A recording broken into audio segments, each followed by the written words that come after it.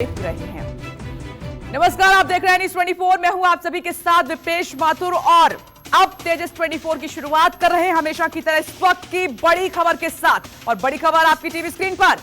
Varanasi court के आदेश से आज पहली बार ज्ञानवापी मस्जिद परिसर में तहखाने और पहली मंजिल की वीडियोग्राफी होगी। इस वक्त की बड़ी खबर है। दोपहर 3 बजे एडवोकेट कमिश्नर अजय मिश्रा की देखरेख में वीडियोग्राफी की जाएगी। अजय मिश्रा के ऊपर है यह जिम्मेदारी। वीडियोग्राफी कराने का फैसला कोर्ट का है, लेकिन मस्जिद मैनेजमेंट कमेटी वीडियोग्राफी का विरोध कर रही है कि इसकी वीडियोग्राफी नहीं होनी चाहिए। इस खबर पर हमारी नजर रहेगी। ये बड़ी खबर, कोर्ट कमिश्नर को जिम्मेदारी दी गई है और उन्हीं की निगरानी में वीडियोग्राफी की जाएगी। अयोध्या के बाद अब काशी का मामला लगातार सुर्खियों में है। वाराणसी कोर्ट के आदेश से आज पहली बार ज्ञानवापी मस्जिद परिसर में तहखाने और पहली मंजिल की वीडियोग्राफी होगी। दोपहर 3 बजे एडवोकेट कमिश्नर अजय मिश्रा की देखरेख में वीडियोग्राफी होगी। वीडियोग्राफी कराने का फैसला कोर्ट का है, लेकिन मस्जिद मैनेजमेंट कमेटी वीडियोग्राफी का विरोध कर रही है। मैनेजमेंट कमेटी की ओर से किसी को भी ज्ञानवापी परिसर में न घुसने देने का अल्टीमेटम दिया गया था। आगे बढ़ते इस वक्त की एक और ब्रेकिंग न्यूज का रुख कर लेते हैं। कोरोना से भारत में हुई मौतों के आंकड़ों पर कड़ी प्रतिक्रिया दी है। सरकार ने WHO के model, data collection, data source और मेथोडोलॉजी पर सवाल उठाए हैं और एम्स के डायरेक्टर रणदीप गुलेरिया ने भी आंकड़ों के इकट्ठा करने के तरीके पर सवाल पूछे हैं। एम्स डायरेक्टर ने कई अहम सवाल WHO से तीखे सवाल पूछे हैं। तो WHO के आंकड़ों पर भारत के कड़े सवाल और जो आंकड़ा जारी किया गया है WHO की तरफ से अप्रैल मई जून 2021 पीक पर था कोरोना, उस समय जो आंकड़ा जारी किया गया है उसको लेकर भारत की तरफ से सवाल उठाए। अप्रैल मई जून में 27 लाख लोगों की मौत का दावा जो है WHO ने किया है। इन्हीं आंकड़ों पर सवाल उठ रहे हैं। भारत ने WHO के आंकड़ों पर सवाल उठाए हैं। सरकार ने WHO के model, data collection, data source और मेथोडोलॉजी पर सवाल उठाए हैं। एम्स के डायरेक्टर रणदीप गुलेरिया ने भी आंकड़ों के इकट्ठा करने के तरीकों पर सवाल पूछे हैं। मेरा ये मानना है कि ये डेटा ठीक नहीं है और इसके 3 कारण हैं। एक कारण तो ये है कि हमारा एक बहुत अच्छा एक सिस्टम है बर्थ्स और डेथ रजिस्ट्रेशन का, RGI का। वो कई डिकेड से चला आ रहा है और उसमें डेथ्स और बर्थ्स बहुत अच्छी तरह से रजिस्टर होती हैं। अगर हम वो डेटा भी देखें तो उससे इतनी ज़्यादा एक्सेसिव डेथ्स नहीं है।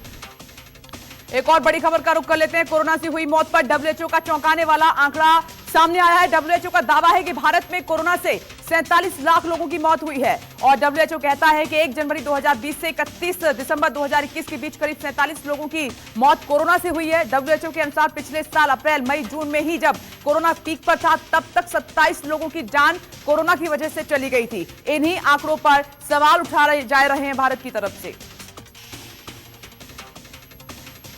भारत में पिछले साल कोरोना से हुई मौतों को लेकर WHO ने चौंकाने वाले आंकड़े जारी किए हैं।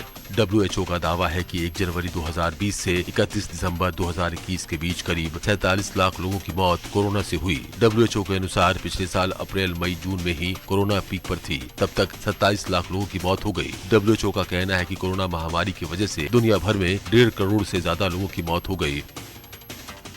और आगे बढ़ते इस बीच एक और बड़ी खबर का रुख कर लेते हैं। केंद्र सरकार ने जम्मू कश्मीर परिसीमन आयोग की रिपोर्ट जारी कर दी है। ये बड़ी खबर, जम्मू क्षेत्र में 43 सीटें हैं और कश्मीर क्षेत्र में 47 विधानसभा सीट होंगी। इसके अलावा ही लोकसभा की 5 सीटों की सीमा में भी बदलाव किया गया है। ये इस वक्त की बड़ी खबर। साथ ही विधानसभा में SC ST के लिए सीटें रिजर्व रखी गई हैं। ये बड़ी खबर देखिए, क्योंकि परिसीमन आयोग की टीम पहुंची हुई थी, लगातार वहां पर अपना काम कर रही थी और ये रिपोर्ट जारी हुई है जिसमें ये जम्मू क्षेत्र में 43 विधानसभा सीटें होंगी और कश्मीर क्षेत्र में 47 विधानसभा सीटें होंगी। जम्मू कश्मीर विधानसभा सीटों के परिसीमन से जुड़ी आयोग की रिपोर्ट जारी कर दी गई है। परिसीमन आयोग की रिपोर्ट के अनुसार कुल 90 सीटों में 43 जम्मू क्षेत्र में होगी, जबकि 47 कश्मीर क्षेत्र में होगी।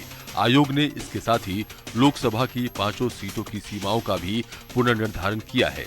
माना जा रहा है कि आयोग की रिपोर्ट के बाद राज्य में नए विधानसभा चुनावों की आहट भी सुनाई देने लगेगी। कांग्रेस नेता अश्विनी हांडा ने परिसीमन की रिपोर्ट को सिरे से खारिज करते हुए कहा है कि जम्मू कश्मीर की आवाम इस रिपोर्ट से खुश नहीं है। डिलिमिटेशन कमीशन की फाइनल रिपोर्ट की जो बातें मीडिया के द्वारा सामने आई हैं, उनसे जम्मू कश्मीर के आवाम पूरी तरह से सहमत नहीं है और हम इस रिपोर्ट को पूरी तरह से खारिज करते हैं। भारत पाक अंतर्राष्ट्रीय सीमा से लगे सांबा जिले के चक फकीरा इलाके में जो सुरंग मिली थी, उसके बाद आगे पीछे के पूरे इलाके को सर्च किया जा रहा है। टनल के अंदर जब खुदाई की गई तो एक 265 फीट लंबी पाइप मिली है। बीएसएफ के अधिकारियों का कहना है कि भारतीय सीमा में जहां सुरंग का मुहाना मिला है जो 32 फीट का है, जबकि पाकिस्तान की तरफ से जो मुहाना है वो लगभग 4 फीट का हो सकता है। और तेजस 24 में आगे बढ़ते हैं। एक और बड़ी खबर का रुख कर लेते हैं। प्रधानमंत्री नरेंद्र मोदी आज वीडियो कॉन्फ्रेंसिंग के जरिए जैन अंतर्राष्ट्रीय व्यापार संगठन के जीतो कनेक्ट 2022 के उद्घाटन सत्र को संबोधित करने वाले हैं। जैन अंतर्राष्ट्रीय व्यापार संगठन की ओर से आयोजित ये मंच कई क्षेत्रों में काम कर रहे युवा व्यवसायियों को एक साथ लाएगा, एक साथ जोड़ने की कोशिश करेगा। जैन अंतर्राष्ट्रीय व्यापार संगठन का ये कार्यक्रम है जिसको प्रधानमंत्री नरेंद्र मोदी बताया जा रहा है कि सुबह 10:30 बजे संबोधित करेंगे। युवा व्यापारियों को साथ लाने की ये बड़ी पहल मानी जा रही है। जीतो कनेक्ट 2022 इस कार्यक्रम का नाम है जिसको प्रधानमंत्री नरेंद्र मोदी संबोधित करने वाले हैं। प्रधानमंत्री नरेंद्र मोदी आज वीडियो कॉन्फ्रेंसिंग के जरिए जैन अंतर्राष्ट्रीय व्यापार संगठन के जीतो कनेक्ट 2022 के उद्घाटन सत्र को संबोधित करेंगे। पीएम का संबोधन आज सुबह 10:30 बजे होगा। जैन अंतर्राष्ट्रीय व्यापार संगठन की ओर से आयोजित ये मंच कई क्षेत्रों में काम कर रहे युवा व्यवसायियों को एक साथ लाएगा। जैन अंतर्राष्ट्रीय व्यापार संगठन दुनिया भर में जैन समुदाय से जुड़े धर्मावलंबियों को जोड़ने वाला एक वैश्विक संगठन है। देश में पड़ रही भीषण गर्मी को लेकर प्रधानमंत्री नरेंद्र मोदी ने एक अहम बैठक की। बैठक में भीषण गर्मी से निपटने और मानसून से जुड़ी तैयारियों की समीक्षा की गई। बैठक में पीएम मोदी ने कहा, भीषण गर्मी या आग की घटनाओं से लोगों की मौत को रोकने के लिए हर संभव कदम उठाने होंगे। उन्होंने ये भी कहा कि इस तरह की किसी भी घटना पर कार्रवाई में कम से कम समय लगना चाहिए। अधिकारियों ने उन्हें तैयारियों को लेकर एक प्रेजेंटेशन भी दिया। एक और बड़ी खबर का रुख कर लेते हैं। धर्म संसद पर रोक, राज्य में शांति और सौहार्द स्थापना के लिए मशहूर लेखिका सहित कई दिग्गजों ने ये मांग उठाई है। सीएम पुष्कर सिंह धामी को एक खत लिखा गया है। इसी सिलसिले में मशहूर हस्तियों ने पुष्कर सिंह धामी को खत लिखकर कार्रवाई करने की अपील की है। उन्होंने धर्म संसद जैसे कार्यक्रम की घोषणा पर चिंता जताते हुए रोक लगाने की मांग की है। मशहूर लेखिका नयनतारा सहगल, उत्तराखंड के पूर्व मुख्य सचिव SK दास समेत विभिन्न क्षेत्रों के प्रमुख लोगों ने उत्तराखंड में नफरती बयानबाजी और सांप्रदायिक तनाव की स्थिति पर चिंता जाहिर की है। उन्होंने कहा है कि धर्म संसद जैसे कार्यक्रमों पर रोक लगनी चाहिए। इससे पहले पिछले साल 17 से 19 दिसंबर के बीच आयोजित धर्म संसद में एक समुदाय विशेष को लेकर दिए भड़काऊ बयान पर जमकर बवाल हुआ था। इसी को देखते हुए ये बड़ी हस्तियों की तरफ से मांग की गई है कि इस पर रोक लगनी चाहिए। एक और बड़ी खबर का जल्दी से रुख कर लेते हैं। कांग्रेस नेता राहुल गांधी का आज से हैदराबाद दौरा शुरू हो रहा है। इस पर नजर रहेगी। राहुल गांधी के दौरे से पहले हैदराबाद में उनको चुनौती देने वाले पोस्टर्स लगाए गए हैं और इसमें लिखा गया है कि क्या वो सफेद चुनौती के लिए तैयार हैं। खबर यह भी है कि पोस्टर तेलंगाना के एक मंत्री की तरफ से लगवाए गए हैं, चस्पा किए गए हैं। तो राहुल गांधी का हैदराबाद का दौरे से पहले वहां पर पोस्टर लगाए गए हैं। राहुल गांधी के पहुंचने से पहले पोस्टर में लिखा है, सफेद चुनौती के लिए क्या राहुल गांधी तैयार है। राहुल गांधी का हैदराबाद दौरा है, इस पर हमारी नजर रहेगी। उनके कई कार्यक्रम हैं जिनमें वो शिरकत करेंगे, लेकिन उससे पहले पोस्टर वॉर वहां पर शुरू हो गया है। कांग्रेस नेता राहुल गांधी आज हैदराबाद के दौरे पर हैं, लेकिन उनके पहुंचने से पहले ही हैदराबाद राहुल गांधी को चुनौती देने वाले पोस्टर से पट गया है, जिसमें लिखा है, क्या वो सफेद चुनौती के लिए तैयार है। शहर के बीचों बीच हुसैन सागर झील पर ये बैनर लगे हैं। बैनर में पार्टी या व्यक्तियों के नाम नहीं है। बताया जा रहा है कि इसे तेलंगाना के उद्योग एवं सूचना प्रौद्योगिकी मंत्री KT रामाराव के समर्थकों की ओर से लगाया गया है, जिन्होंने पिछले साल सितंबर में कांग्रेस सांसद को व्हाइट चैलेंज की चुनौती दी थी। केंद्रीय गृह मंत्री अमित शाह आज भी बंगाल के दौरे पर हैं। अमित शाह आज 3 बीघा में एक सरकारी कार्यक्रम में शामिल होंगे। 3 बीघा कॉरिडोर भारत की जमीन का वो एक हिस्सा है, दोनों देशों की सीमा पर है। इसे सितंबर 2011 में बांग्लादेश को लीज पर दिया गया है। दोपहर को शाह राजधानी कोलकाता में पार्टी के सांसदों, विधायकों और पार्टी के नेताओं के साथ मीटिंग करेंगे। अमित शाह विक्टोरिया मेमोरियल में सांस्कृतिक मंत्रालय के कार्यक्रम में शामिल होंगे। आगे बढ़ते एक और बड़ी खबर का रुख कर लेते हैं। केंद्रीय गृह मंत्री अमित शाह ने बंगाल दौरे के दौरान ममता बनर्जी पर जमकर निशाना साधा।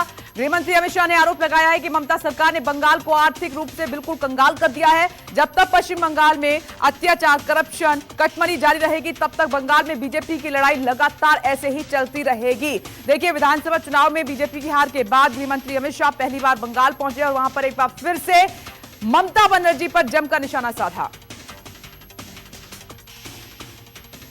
केंद्रीय गृह मंत्री अमित शाह बंगाल के दौरे पर हैं।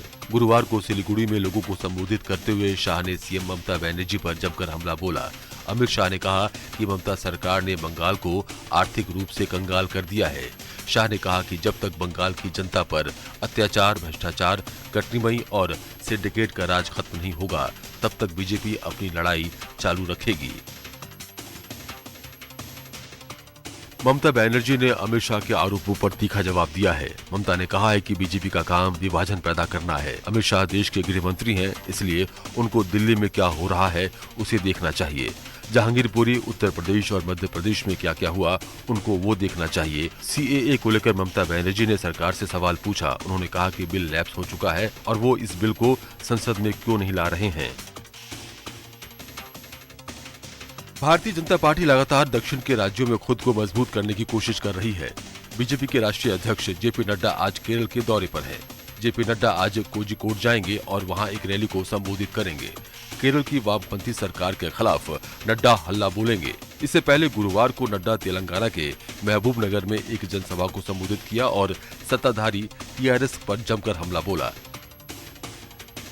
और आगे बढ़ते हैं, एक और बड़ी खबर का रुख कर लेते हैं। पंजाब कांग्रेस के पूर्व अध्यक्ष नवजोत सिंह सिद्धू पर अहम फैसला हो सकता है। आज कांग्रेस अनुशासन कमेटी की बैठक होने वाली है और इससे पहले कांग्रेस के पंजाब प्रभारी हरीश चौधरी ने केंद्रीय नेतृत्व से सिद्धू से जवाब तलब कर उनके ऊपर कार्रवाई करने की मांग की थी। अब देखते हैं कि सिद्धू पर क्या फैसला लिया जाता है। कांग्रेस अनुशासन कमेटी ने बैठक बुलाई है और नवजोत सिंह सिद्धू को लेकर इस मामले में खासतौर पर बात होगी, चर्चा होगी।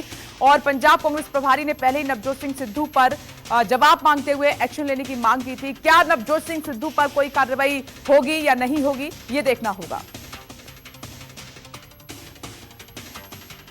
पंजाब कांग्रेस के पूर्व अध्यक्ष नवजोत सिंह सिद्धू को लेकर आज कांग्रेस अनुशासन कमेटी की बैठक होने वाली। इससे पहले कांग्रेस के पंजाब प्रभारी हरीश चौधरी ने केंद्रीय नेतृत्व से सिद्धू से जवाब तलब कर उनके खिलाफ कार्रवाई की मांग की थी। केसी वेणुगोपाल ने ये शिकायत पत्र अनुशासन समिति को भेजकर उचित कार्रवाई करने की सलाह भी दी थी।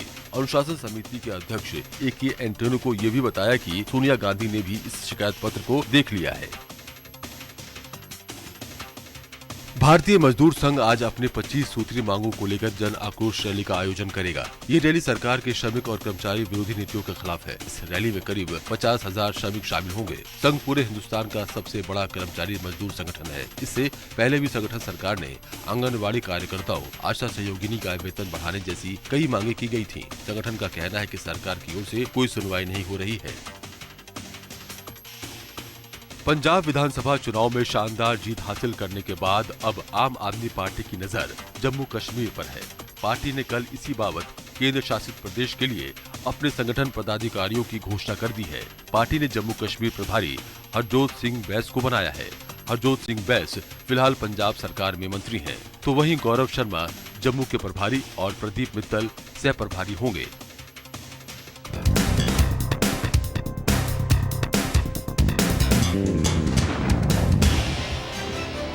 मुंबई आइए जल्दी से मुंबई की खबरों का रुख कर लेते हैं। हनुमान चालीसा विवाद में गिरफ्तार राणा दंपति को 13 दिन बाद रिहाई मिल गई है। अमरावती से निर्दलीय सांसद नवनीत राणा और उनके पति रवि राणा अलग अलग जेलों में बंद थे। रिहाई के तुरंत बाद नवनीत राणा लीलावती अस्पताल पहुंची। रवि राणा अपनी पत्नी नवनीत से मिलने पहुंचे तो नवनीत भावुक हो गई। मुंबई सेशंस कोर्ट से जमानत देते हुए राणा दंपति के लिए कई शर्तें भी रखी हैं। सशर्त जमानत मिली है दोनों को। जेल से रिहा होने के बाद भी राणा दंपति की मुश्किलें कम होने का नाम नहीं ले रही हैं। दंपति के घर पर अवैध निर्माण को लेकर बीएमसी नरमी के मूड में बिल्कुल नहीं है। बीएमसी के अधिकारियों की एक टीम ने गुरुवार को एक बार फिर सांसद नवनीत राणा और विधायक रवि राणा के घर पहुंची टीम और टीम फिर से निरीक्षण नहीं कर पाई क्योंकि घर पर कोई मौजूद नहीं था। उधर राणा दंपति ने अनुरोध किया है कि उन्हें कुछ दिन का समय दिया जाए। भीमा कोरेगांव हिंसा मामले को लेकर एनसीपी चीफ शरद पवार से पूछताछ हुई और जांच आयोग ने पूछताछ के बाद उनका बयान दर्ज किया। शरद पवार ने दावा किया था कि हिंसा में कुछ हिंदू संगठनों का हाथ है। बाद में सागर शिंदे नाम के सामाजिक कार्यकर्ता ने शरद पवार के बयान के लिए उनसे पूछताछ की अर्जी दी और जिसके बाद आयोग ने उन्हें बुलाया। पवार ने हलफनामा पेश किया और बताया कि हिंसा के पीछे कौन था, इसके बारे में उन्हें कोई जानकारी नहीं है। मुंबई के 26 मस्जिदों के धर्मगुरुओं ने यह फैसला लिया है कि सुबह की नमाज लाउडस्पीकर पर नहीं होगी। पूरे महाराष्ट्र में पुलिस ने करीब 250 एमएनएस कार्यकर्ताओं को हनुमान चालीसा का लाउडस्पीकर से पाठ करने में हिरासत में लिया है। मुंबई में हिरासत में लिए गए अधिकतर एमएनएस नेताओं कार्यकर्ताओं को तड़ीपार कर दिया गया है। मुंबई पुलिस ने 950 मस्जिदों को लाउडस्पीकर के इस्तेमाल की इजाजत दी है। मुंबई ईडी और पुलिस सामने आ सकते हैं। मुंबई एंटी करप्शन ब्यूरो ने जितेंद्र नवलानी पर एफआईआर दर्ज कर ली है। शिवसेना नेता संजय राउत ने आरोप ये लगाया था कि नवलानी ने ईडी अधिकारियों के नाम पर 2015 से 2021 तक 58 करोड़ 96 लाख रुपए अलग अलग लोगों और कंपनियों से वसूली की थी। नवलानी मुंबई के पूर्व पुलिस आयुक्त परमवीर सिंह के करीबी सहयोगी हैं।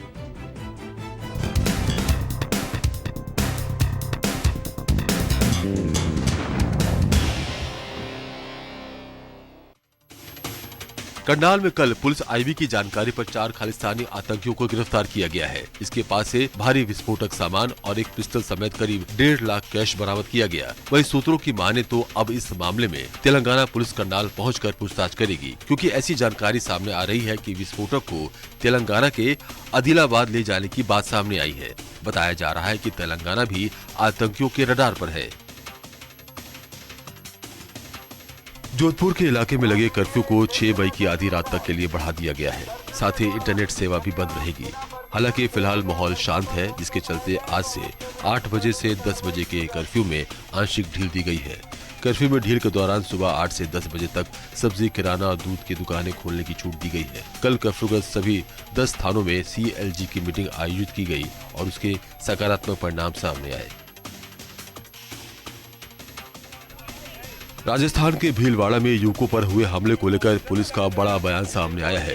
पुलिस ने बताया कि करबला इलाके में सड़क पर बैठे 2 मुस्लिम समुदाय के युवकों पर जानलेवा हमले के पीछे एक बड़ी साजिश है।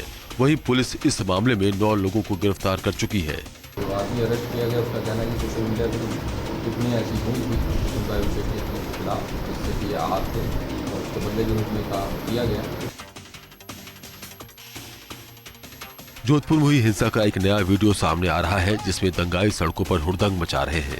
ये वीडियो जालोरी गेट के पास स्थित एक बीजेपी समर्थक नेता के घर के पास का है, जहां हुड़दंगी उसके घर के बाहर खड़ी गाड़ियां शीशे तोड़ते नजर आए।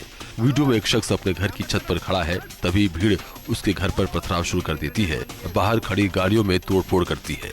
लेकिन न्यूज 24 इस वीडियो की पुष्टि नहीं करता है। 5वीं बोर्ड परीक्षा में शामिल होने वाले रजिस्टर्ड मदरसों के विद्यार्थियों से अब परीक्षा शुल्क नहीं लिया जाएगा। शिक्षा विभाग ने इसका आदेश जारी कर दिया। 5वीं बोर्ड परीक्षा में रजिस्टर्ड मदरसों के विद्यार्थियों से 40 रुपये परीक्षा शुल्क लिया गया था। राजस्थान उर्दू शिक्षक संघ प्रदेशाध्यक्ष अमीन कायम खानी ने बताया कि राज्य के करीब 25,674 विद्यार्थी इन मदरसों में पढ़ते हैं। ये एक और ब्रेकिंग न्यूज का रुख कर लेते हैं। उत्तराखंड से इस वक्त की बड़ी खबर। उत्तराखंड में खुले बाबा केदारनाथ के कपाट। आप देख सकते हैं तस्वीर आपके सामने। शुभ मुहूर्त पर सुबह 6:25 पर बाबा के कपाट खुले हैं और सीएम धामी सहित 10,000 श्रद्धालु रहे उस वक्त मौजूद। 15 क्विंटल फूलों से सजा बाबा का दरबार बेहद खूबसूरत। 2 साल बाद आम श्रद्धालुओं के लिए कपाट खोल दिए गए हैं। केदारनाथ धाम के दर्शन आप भी कर सकते हैं। ये देखिए, शुभ मुहूर्त में बाबा केदारनाथ धाम के कपाट खुल गए हैं और बड़ी संख्या में श्रद्धालु वहां पर पहुंचे और मुख्यमंत्री भी वहां पहुंचे। उनके साथ 10,000 श्रद्धालु इस वक्त मौजूद है। 15 क्विंटल फूलों से बाबा का दरबार सजाया गया था। 2 साल बाद आम लोगों को बाबा के दर्शन करने का मौका मिला है। बाबा केदारनाथ के कपाट बंद थे, जो आज शुभ मुहूर्त में खुल गए हैं। चालीसा विवाद में गिरफ्तार राणा दंपति को कल 13 दिन के बाद रिहाई मिली। अमरावती से निर्दलीय सांसद नवनीत राणा और उनके विधायक पति रवि राणा अलग अलग जेलों में बंद थे। रिहाई के तुरंत बाद नवनीत राणा लीलावती अस्पताल पहुंची। रवि राणा अपनी पत्नी नवनीत से मिलने पहुंचे तो नवनीत भावुक हो गईं। मुंबई सेशन कोर्ट ने जमानत देते हुए राणा दंपति के लिए कई शर्तें भी रखी हैं। महाराष्ट्र सीएम उद्धव ठाकरे के आवास के बाहर हनुमान चालीसा का पाठ करने का ऐलान करने वाले राणा दंपति की मुश्किलें कम नहीं हो रही हैं। हालांकि जेल से तो दोनों बाहर आ गए हैं, लेकिन उनके घर अवैध निर्माण को लेकर बीएमसी नरमी के मूड में नहीं है। बीएमसी के अधिकारियों की एक टीम ने गुरुवार को एक बार फिर सांसद नवनीत राणा और विधायक रवि राणा के घर पहुंची। टीम फिर से निरीक्षण नहीं कर पाई क्योंकि घर पर कोई नहीं था। भीमा कोरेगांव हिंसा मामले पर एनसीपी चीफ शरद पवार से पूछताछ हुई। जांच आयोग ने पूछताछ के बाद उनका बयान दर्ज किया। जब हिंसा फैली तब शरद पवार ने दावा किया था कि हिंसा में कुछ हिंदू संगठनों का हाथ है। बाद में सागर शिंदे नाम के सामाजिक कार्यकर्ता ने शरद पवार के बयान के लिए उनसे पूछताछ की अर्जी दी, जिसके बाद आयोग ने उन्हें बुलाया। पवार ने हलफनामा पेश किया और बताया कि हिंसा के पीछे कौन थे, इसके बारे में उन्हें कोई जानकारी नहीं है। मुंबई ईडी और पुलिस आमने सामने आ सकती है। मुंबई एंटी करप्शन ब्यूरो ने जितेंद्र नवलानी पर एफआईआर दर्ज कर ली है। शिवसेना नेता संजय राउत ने आरोप लगाया था कि नवलानी ने ईडी अधिकारियों के नाम पर 2015 से 2021 तक 58 करोड़ 96 लाख रुपए अलग अलग लोगों और कंपनियों से वसूली की थी। नवलानी मुंबई के पूर्व पुलिस आयुक्त परमबीर सिंह के करीबी सहयोगी है। मुंबई पुलिस ने लाउडस्पीकर पर 4 मई से शुरू हुए हंगामे को फिलहाल काबू कर लिया है। इस बीच 26 मस्जिदों के धर्मगुरुओं ने बैठक कर ये फैसला लिया है कि सुबह की नमाज लाउडस्पीकर पर नहीं होगी। पूरे महाराष्ट्र में पुलिस ने करीब 250 एमएनएस कार्यकर्ताओं को हनुमान चालीसा का लाउडस्पीकर से पाठ करने पर हिरासत में लिया है। मुंबई में हिरासत में लिए गए अधिकतर एमएनएस नेताओं कार्यकर्ताओं को तड़ीपार कर दिया गया है। बिहार के लिए राज्यसभा की एक सीट पर उपचुनाव का ऐलान हो गया है। इलेक्शन कमीशन ने राज्यसभा के सांसद रहे डॉक्टर महेंद्र प्रसाद उर्फ किंग महेंद्र के निधन से खाली हुई सीट पर उपचुनाव की अधिसूचना जारी कर दी है। इस सीट के लिए 30 मई को मतदान होगा। 12 मई को उपचुनाव के लिए नोटिफिकेशन जारी होगा। 19 मई तक उम्मीदवार अपना नामांकन पत्र दाखिल कर पाएंगे। 20 मई को नामांकन पत्रों की जाँच होगी और 23 मई तक नामांकन वापस लिए जाएंगे। बिहार के पूर्वी चंपारण जिले में शादी में खुलेआम असला लहराने वाले को पुलिस ने तलाश कर गिरफ्तार कर लिया है। आरोपी का नाम बबलू कुमार है। बबलू पर डबल मर्डर केस में मामला दर्ज है। शादी समारोह में हवाई फायरिंग कर वीडियो वायरल होने के बाद पुलिस ने आरोपी को उसके घर से गिरफ्तार कर लिया है। आइए तेजस 24 में आगे बढ़ते हैं। इस बीच एक और बड़ी खबर का रुख कर लेते हैं। कांग्रेस नेता जिग्नेश मेवाणी ने जेल से बाहर आते ही फिर हुंकार भरी है। ये बड़ी खबर। दलित के हक और सम्मान के लिए लड़ने का संकल्प जताते हुए जिग्नेश ने कहा कि जातिवादी गुंडों से मेरी लड़ाई जारी रहेगी। और कांग्रेस और दलित नेता जिग्नेश मेवाणी को भड़काऊ ट्वीट के आरोप में असम पुलिस ने 20 अप्रैल को बनासकांठा के पालनपुर से गिरफ्तार कर लिया था, लेकिन जैसे ही वो बाहर आए हैं फिर से उन्होंने वही तेवर उसी अंदाज में बात की है। जेल से बाहर आने के बाद हुंकार भरी और कहा कि दलित के सम्मान के लिए, हक के लिए वो लगातार निरंतर लड़ते रहेंगे। यूपी में गहराते बिजली संकट पर अखिलेश यादव ने कहा है कि एसपी सरकार के कामों को अगर योगी सरकार जारी रखती तो आज बिजली सस्ती होती। बिजली का संकट पैदा अगर किसी ने किया तो सरकार ने खुद पैदा किया है और कहीं ऐसा तो नहीं कि किसी को मुनाफा पहुंचाना चाहते हो। मैंने पहले भी कहा कि जनता को खरीद करके बिजली देनी चाहिए, क्योंकि बजट की कमी नहीं है। दिल्ली की सरकार भी इनकी है, यूपी की सरकार भी इनकी है। अखिलेश यादव ने कानपुर में कहा कि योगी सरकार में सबसे ज्यादा तमंचे चल रहे हैं, समाजवादियों को परेशान किया जा रहा है। उन्होंने कहा कि आजम खान के साथ अन्याय हुआ है। शिवपाल हमारे चाचा हैं, एक कदम आगे की सोचेंगे। वे गंगा यमुना सफाई पर भी बरसे। क्या कंफ्यूजन है? वो चाचा है, इतना नहीं जानते आप? क्या कंफ्यूजन है? वो देखिए, जब चाचा है तो हमसे आगे होंगे ना।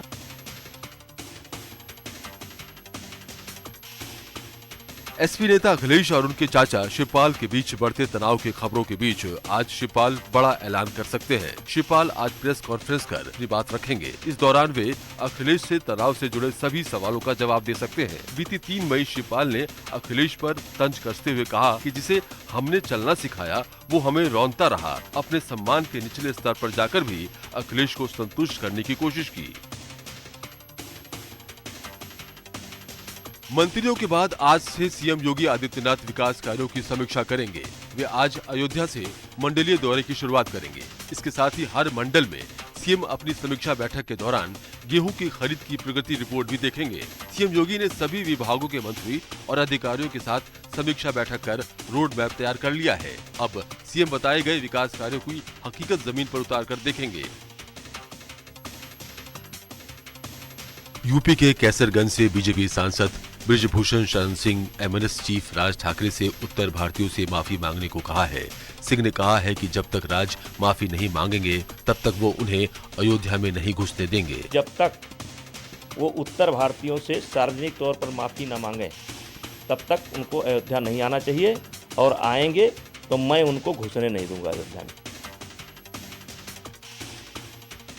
यूपी में चंदौली पुलिसिया तांडव से घायल गुंजा और कन्हैया यादव की हालत में सुधार है। बुधवार देर रात दोनों को अस्पताल से डिस्चार्ज कर दिया गया। चंदौली के मनराजापुर में हिस्ट्री शीटर कन्हैया यादव को पकड़ने के लिए पुलिस ने छापा मारा था। पुलिस की पिटाई से कन्हैया की बड़ी बेटी की मौत हो गई। आज भीम आर्मी नेता चंद्रशेखर आजाद रावण पीड़ित परिवार से मिलेंगे। अखिलेश यादव 9 मई को पीड़ित परिवार से मुलाकात करेंगे।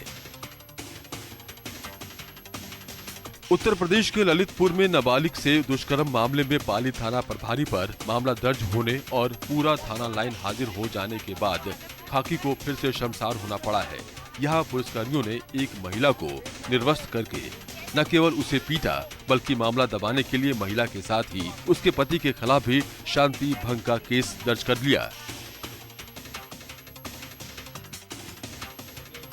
किसान नेता राकेश टिकैत ने लखीमपुर खीरी कांड में गवाहों और पीड़ित परिवारों के साथ न्याय और निष्पक्ष कार्रवाई की मांग की है। टिकैत ने कहा कि अगर मांगे नहीं मानी जाती तो सारे विकल्प खुले हुए हैं। नेताओं ने किसानों के साथ बैठक करने के बाद खीरी कांड में मारे गए जेल में बंद किसानों के परिजनों से मुलाकात की। किसान नेताओं ने जिला प्रशासन से किसानों के परिजनों को मुआवजा, एक व्यक्ति को सरकारी नौकरी दिए जाने की मांग की है। उत्तर प्रदेश के प्रयागराज में एक सीबीएसई स्कूल में छोटे छोटे बच्चों को ईद के मौके पर इस्लामी पोशाक पहनकर वीडियो बनाने को कहा गया।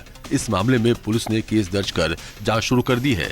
यह आदेश झीसी के न्याय नगर पब्लिक स्कूल की प्रिंसिपल बुशरा मुस्तफा ने जारी करवाया था। किसी खास तरह का ड्रेस पहने और टोपी पहन के या वीडियो फोटो उनको डालेंगे, केस इसमें रजिस्टर्ड कर लिया गया है, उसकी इन्वेस्टिगेशन की जा रही है। तस्वीरें कानपुर के घाटमपुर की है, जहां सरकारी जमीन पर अवैध कब्जा कर बनाए गए मदरसा इस्लामिया पर प्रशासन का बुलडोजर चलाया गया। यहां कार्रवाई कर अवैध रूप से कब्जा की गई जमीन को खाली कराया गया। इस कार्रवाई के दौरान भारी संख्या में फोर्स भी मौजूद रही। मदरसा इस्लामिया 6 बीघा जमीन पर बना है। इसके अलावा सरकारी जमीन को कब्जा करके और भी निर्माण कराया गया था। रामपुर के टांडा इलाके में पुलिस और बदमाशों के बीच एनकाउंटर हो गया। पुलिस चेकिंग अभियान चला रही थी, तभी पुलिस ने एक गाड़ी रोकी तो बदमाशों ने फायरिंग कर दी। जिसके जवाब में पुलिस ने फायरिंग की, जिसमें एक बदमाश घायल हो गया। गाड़ी को रोकने का इशारा किया तो जंगल में भागने लगे।